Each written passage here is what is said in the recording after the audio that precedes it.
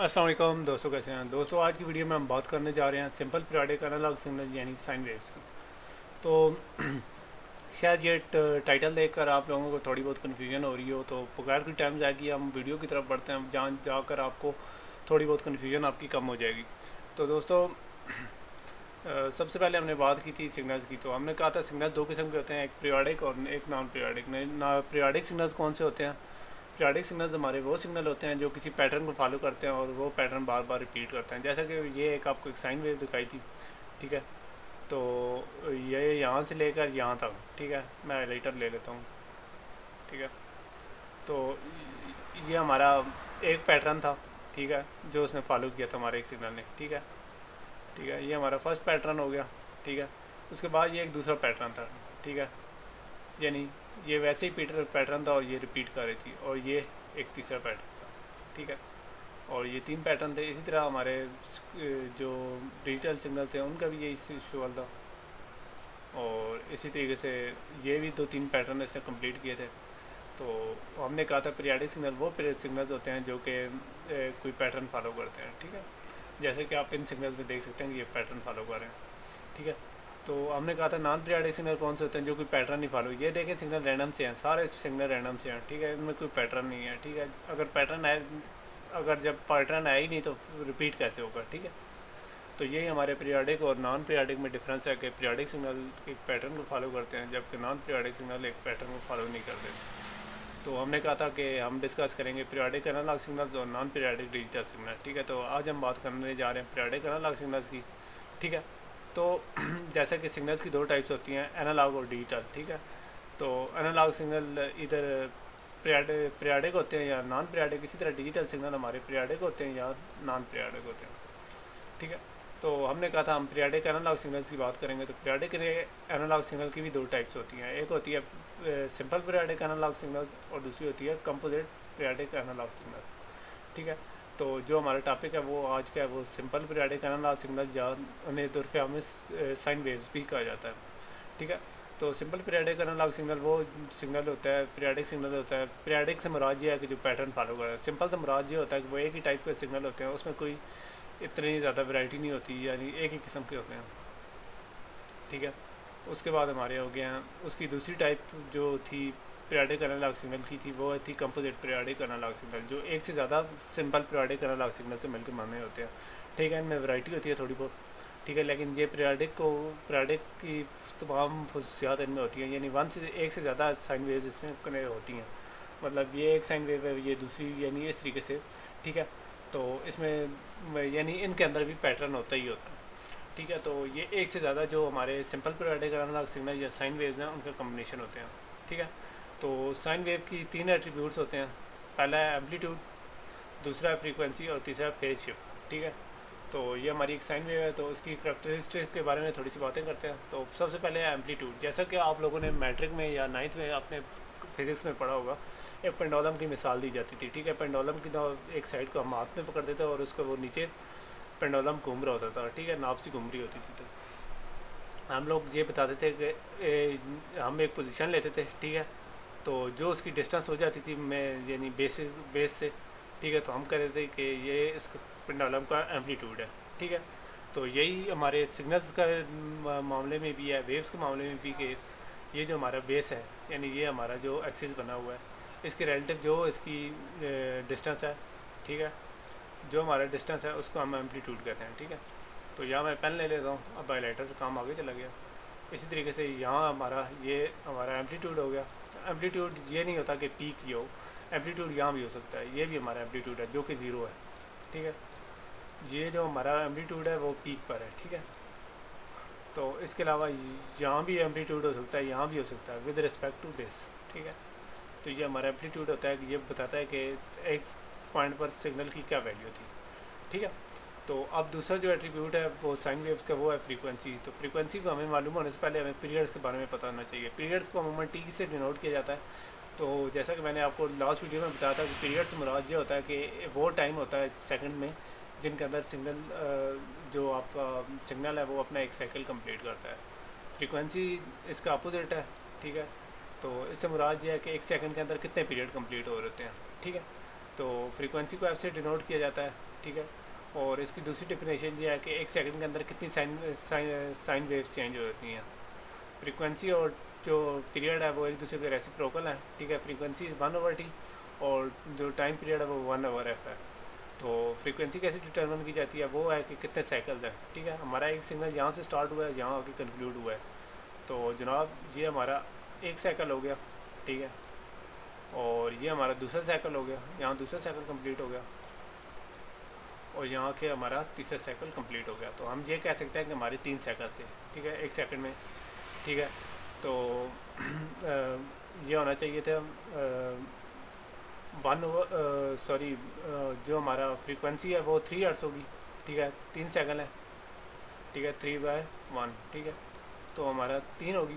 और इस तरीके से हमारा जो टाइम पीरियड है वो रेसिप्रोकल होगा, तो वो हो जाएगा 1/f। तो f की वैल्यू क्या है, 3, तो वो हो जाएगी 1/3। तो 1/3 सेकंड हमारा टाइम पीरियड है, यानी एक सेकंड के तीसरे हिस्से में हमारा एक सेकंड कंप्लीट हो रहा है। और वो आप देख सकते हैं कि जेट हमारे जो, अगर इसको सही से इवनली डिस्ट्रीब्यूट करें तो सेकंड के तीसरा ही हिस्सा है, यानी 0.33 सेकंड में, ठीक है, हमारा ये कंप्लीट हो रहा है, ठीक है। तो यहाँ मैं आप लोगों को बता दूँ कि अगर हमारी साइन वेव में कोई चेंज ना हो रही हो, ठीक है, तो जो फ्रीक्वेंसी है वो चेंज ना हो रही हो, तो या उसमें कोई चेंज ना आ रही हो, तो हम कहेंगे कि इसकी ज़ीरो फ्रीक्वेंसी है, ठीक है। और हमारे जो साइन वेव है उसमें बहुत इतनी तेज़ चेंजेस हो रही हैं कि हमें महसूस ही नहीं हो रहा, हम उसे कैलकुलेट ही नहीं कर रहे, तो हम कहेंगे कि इसकी जो फ्रीक्वेंसी है वो इनफिनाइट है। तो दोस्तों ये एक नीचे टेबल में इसके मेजरमेंट्स के यूनिट्स हैं, ठीक है, सेकंड, हर्ट्ज़, मिली सेकंड्स, किलो हर्ट्ज़, ये वगैरह वगैरह, ठीक है। ये आप लोगों को न्यूमेरिकल्स के काम आएंगे। तो यहाँ मैं बता रहा था कि जब भी हम फ्रीक्वेंसी या अपना टाइम पीरियड कुछ भी कैलकुलेट करेंगे तो हम कोशिश करेंगे कि पहले उसे सेकंड में करें, ठीक है। सेकंड से हम हर्ट्ज़ में आसानी से कर देते हैं, ठीक है। तो कोशिश किया करेंगे जो भी हमें आपको मिले आप उससे पहले सेकंड निकालें। अगर किलो हर्ट्ज़ या उस वगैरह में फ्रीक्वेंसी है तो उसको हर्ट्ज़ में ले आएँ। उसके बाद आप उसको, अगर आपको ये न्यूमेरिकल हल करने में आसानी होगी, ठीक है। तो जो कोशिश करें कि स्टैंडर्ड यूनिट्स यूज़ करें, ठीक है। तो कोशिश, और स्टैंडर्ड यूनिट्स में भी कोशिश करें कि सेकंड्स और हर्ट्ज़ जो बेसिक यूनिट है उनको यूज़ करें। तो तीसरा जो कंसेप्ट है वो है फेज शिफ्ट का। फेज शिफ्ट से मुराद ये होता है कि अब जब हमारी वेव स्टार्ट हो रही होती है तो स्टार्ट के टाइम उसके किस पोजीशन पर है, ठीक है। तो ये मैं आपको नेक्स्ट स्लाइड में समझा देता हूँ। तो जो हमारा फेज शिफ्ट है उसको रेडियंस या डिग्रीज़ में कैलकुलेट किया जाता है। तो रेडियंस डिग्रीज़ में कन्वर्ट कैसे किया जाता है, तो हमारे 360 डिग्री में 2 रेडियन होते हैं, ठीक है। तो 1 डिग्री का मालूम करने के लिए हम दोनों साइडों पर 360 से डिवाइड कर देंगे, ठीक है। तो 360/360 is equal to 1 degree is equal to 2 radian over 360, ठीक है। तो ये फेज शिफ्ट हमारा रेडियन से डिग्रीज़ में कैलकुलेट करने का तरीका है, ठीक है। तो फेज शिफ्ट कैसे पता चलेगी वो आपको नेक्स्ट स्लाइड में बताता हूँ। मतलब आपके सामने ये साइन वेव स्टार्ट हुई है, ये इसका पहला साइकिल जहाँ से लेकर यहाँ तक है, ठीक है। तो जब यहाँ से स्टार्ट हुई है तो आप इसकी पोजीशन देखें, तो एट स्टार्ट ये 0 पर थी, ठीक है, यानी ये ना ऊपर थी ना या नीचे, ये अभी स्टार्ट होने वाली थी, तो हम कहेंगे इसकी स्टार्टिंग पोजीशन 0 डिग्री थी, ठीक है। तो और हम इसका एम्पलीट्यूड क्या होगा, इसका एम्पलीट्यूड होगा 0 ही होगा क्योंकि ये 0 पॉइंट पर थी, ठीक है। तो इस टाइम पर इसका एम्पलीट्यूड 0 होगा, तो फेज शिफ्ट क्या होगा, 0 × 2 रेडियन बाय 360, ठीक है। तो हम इसे रेडियन में कैलकुलेट करने की कोशिश करें तो ये 0 डिग्री होगा, ठीक है। तो अब हम एक और फेज शिफ्ट की एक और मिसाल लेते हैं, जिसमें ना जब आपकी वेव स्टार्ट हुई है यहाँ से, ठीक है, यहाँ से स्टार्ट हुआ है हमारा सब कुछ, ठीक है। तो देखें उससे पहले ही हमारी वेव का कुछ हिस्सा नहीं आया, यानी ये वेव यहाँ से स्टार्ट होनी चाहिए थी। तो हम कहेंगे कि फेज कितना शिफ्ट हुआ है 1/40, ठीक है। तो 1/4 जो टाइम है वो लेट है हमारा स्टार्ट हो रहा है, ठीक है। वो थोड़ी सी वेव आधी थोड़ी सी घूम आई थी या थोड़ी सी चल पड़ी थी, तो ये हो गया स्टार्टिंग पोजीशन 1/40। और हम इसके डिग्रीज़ में निकालेंगे 1/40, ठीक है, इंटू 360, तो 90 डिग्री थी, ठीक है। तो एम्पलीट्यूड इसका इस टाइम पीक पर था, ठीक है, जब स्टार्ट हुई है। तो फेज शिफ्ट क्या होगा, तो वो रेडियन में कैलकुलेट करने का फार्मूला है 90 × 2 रेडियन ओवर 360, यानी 90 डिग्री का हम मालूम करने की कोशिश कर रहे हैं, तो वो आ जाएगा 2 रेडियन बाय 4, ठीक है। पाई की वैल्यू हमारी 3.14 है। इसी तरीके से हम एक और पोजीशन पर चेक करें, ठीक है। यहाँ पर हमने स्टार्ट किया है, ये हमारी स्टार्टिंग पोजीशन है। तो स्टार्टिंग पोजीशन है हमारी 1/2, यानी हमारी फेज जो साइन वेव थी उसका आधे से, ठीक है। तो उसको डिग्रीज में कितना होगा, 180 डिग्री। और इसका एम्पलीट्यूड कितना होगा, उसका एम्पलीट्यूड जनाब इस पोजीशन पर 0 होगा।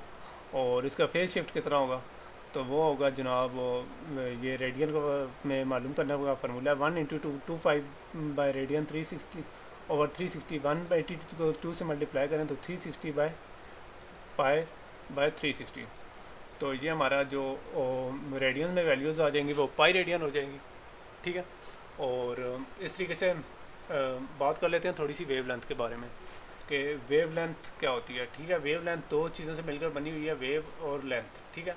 वेव से मुराद हमारी कोई सिग्नल की टाइप में वेव हो गई है, और लेंथ से मुराद उसकी क्या क्या लेंथ है, क्या लंबाई है, ठीक है। तो इससे मुराद यह है कि हमारी साइन वेव एक पीरियड के अंदर कितना मूव करती है, ठीक है। तो मैंने आपको एक नीचे एक फिगर दिखा रहा हूँ, ठीक है। मतलब T1 टाइम T1 पर इसकी पोजीशन ये थी और T2 पर हमारी ये पोजीशन थी, ठीक है। तो जितना कुछ इसने ट्रैवल किया इस अरसे के दौरान, तो उसको हम कहेंगे कि ये इसकी वेव लेंथ है। तो वेव लेंथ मालूम करने का तरीका क्या, तो वेव लेंथ मालूम करने का तरीका ये है कि उसको प्रोपगेशन स्पीड, ठीक है, जो किसी उसकी मीडियम की होगी या ठीक है ट्रांसमिशन मीडियम की, उसको फ्रीक्वेंसी से डिवाइड कर दें, ठीक है। वाई और नॉर्मल केसेस में हम इसको जो प्रोपगेशन स्पीड है वो उसे स्पीड ऑफ लाइट लेते हैं, तो वो हमारी स्पीड ऑफ लाइट है। तो ये हमारी स्पीड ऑफ लाइट है जो कि हाईएस्ट स्पीड है 3 × 3⁻⁸ वैल्यू है इसकी, ठीक है। तो स्पीड ऑफ लाइट मैं आपको बता देता हूँ 3×10⁸, ठीक है। तो ये हाईएस्ट स्पीड है नेचर की जो की जाती है मीटर पर सेकेंड, यानी एक सेकंड के अंदर ये इतने ट्रैवल करती है, ठीक है। तो ये हमारी प्रोपगेशन स्पीड है, ठीक है। उससे ऊपर उसके नीचे हम फ्रीक्वेंसी को डिवाइड करेंगे तो हमें वेव लेंथ मिल जाएगी। तो दोस्तों अब थोड़ी सी बात कर लेते हैं जो दो कंसेप्ट हैं, टाइम डोमेन प्लॉट और फ्रीक्वेंसी डोमेन प्लॉट की। तो टाइम डोमेन प्लॉट वो होता है कि जिसमें हमारा टाइम एक्स एक्सिस पर होता है, ठीक है, टाइम होता है, और हमारा जो एम्पलीट्यूड है वो वाई एक्सिस पर होता है, ठीक है। इसी तरीके से फ्रीक्वेंसी डोमेन प्लॉट में हमारा जो एम्पलीट्यूड है वो वाई एक्सिस पर होगा, और जो हमारी फ्रीक्वेंसी है वो एक्स एक्सिस पर होगी। तो ये दोनों हमारे कॉन्सेप्ट थे, ठीक है। तो इस तरीके से हम लोगों ने किया था। तो नेक्स्ट वीडियोस में हम कोशिश करेंगे कि कुछ कंपोजिट एनालॉग सिग्नल के बारे में कुछ अपने कंसेप्ट्स वगैरह क्लियर करें, ताकि हम इनको कोशिश है कि हमारी कि हम जल्द अज जल्द इसको क्लियर करें।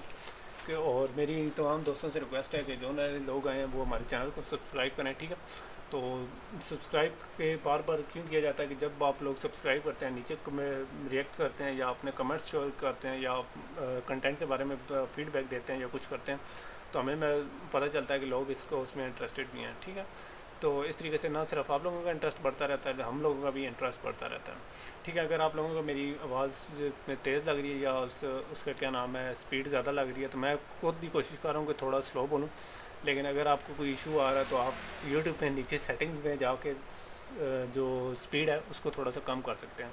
लेकिन मैंने उस हिसाब से बनाया कि जब आप स्टूडेंट्स लोग एग्ज़ाम के दिनों में पढ़ होते हैं तो आप लोगों के पास टाइम शॉर्ट होता है, हम कहते हैं कि जल्दी जल्दी कुछ हम सिखा दिया जाए, तो उस वक्त में ये वीडियोस बहुत काम आती हैं।